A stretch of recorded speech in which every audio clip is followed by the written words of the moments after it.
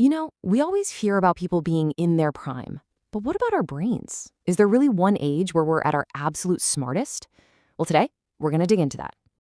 So let's just get right to it. What is the smartest age? Seriously, what do you think? Is it when you're a kid soaking everything up like a sponge? Or maybe it's in adulthood when you're super focused? Or what about all that wisdom that comes with age? Let's put it to the test.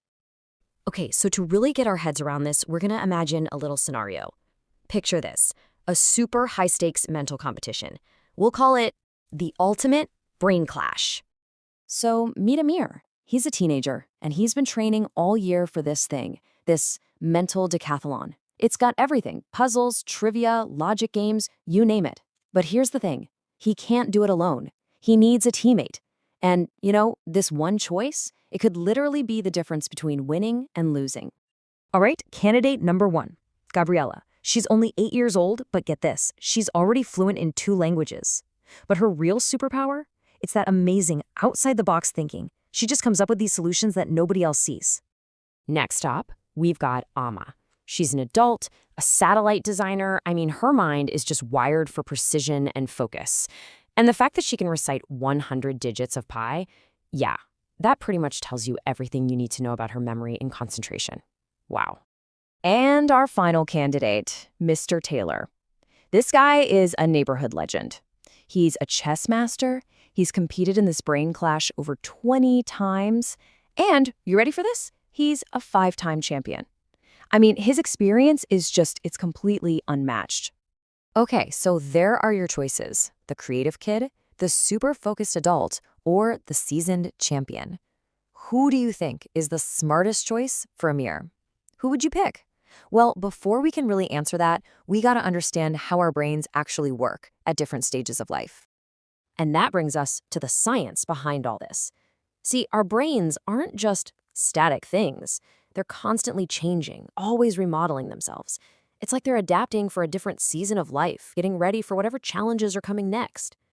And it all kicks off with this process called synaptogenesis. Think of it like a huge explosion of growth when you're a little kid. Your brain is just building its foundation, making new connections at a rate that is, honestly, it's unbelievable. I mean, look at this number. This is what's so wild. We're talking about more than 1 million new neural connections forming every single second for the first few years of life. Every second. It's just a staggering amount of raw potential being packed in there. So after that big bang of growth, the brain starts to get a little more specialized. It goes through this whole remodeling process. First, you have that rapid growth we just talked about. Then comes the pruning phase. It's like trimming a garden, right? It strengthens the connections you use a lot and gets rid of the ones you don't. And finally, there's myelination. You can think of this like putting insulation on the most important electrical wires to make the signals travel way faster and more efficiently. Now, this whole remodeling thing, it doesn't happen all at once. It happens at different times for different skills, which is exactly why young people have this kind of unique genius all their own. And this is a perfect way to see the difference between our 2 youngest contenders, right? You've got Gabriella's brain, which is all about being flexible and just exploring creatively. Then there's Amir's teenage brain, which is turning into more of a jack-of-all-trades. It's getting sharper with logic, but it's still learning new stuff super, super fast. So for Gabriella, her superpowers are pretty obvious. Mastering languages, coming up with creative solutions. Her brain is just built for that kind of exploration. She's also less afraid to make mistakes, which is huge. But there's a flip side. That same brain, because its prefrontal cortex is still developing, might really struggle with something that needs a ton of strategic planning, like a complex game of chess. Okay, but what about our adults? As the brain keeps maturing and specializing, a totally different set of strengths starts to shine. Right. This is where Amma comes in. Her prefrontal cortex is fully developed, giving her these amazing skills in focus and memory. That's why she's a lightning-fast puzzle solver, and that's why she can design something as complex as a satellite. Her brain is just optimized for getting things done efficiently. And then, of course, there's Mr. Taylor. You know that saying, older and wiser? Well, there's a real reason for it. After a whole lifetime of learning things, his brain is like a massive library packed with knowledge. And yeah, Maybe some quick recall skills slow down a bit, but his ability to pull from that library and connect the dots, I mean, he'd be the absolute best person to have on your trivia team for sure. Okay, so we've seen the incredible genius of a young brain and the awesome power of an experienced one. I think it's time. Let's finally answer the big question. This chart just lays it all out so perfectly. Every stage of life has its own unique advantage, and it's all tied to how our brain is developing at that moment.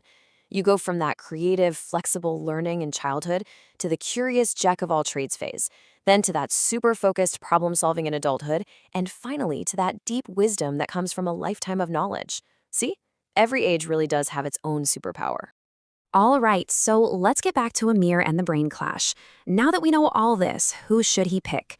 The creative Gabriella, the focused Amma, or the wise Mr. Taylor?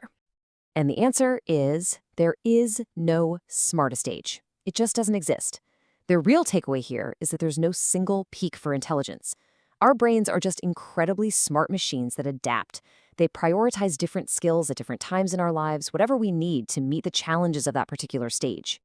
So, for Amir, the winning move isn't picking just one person.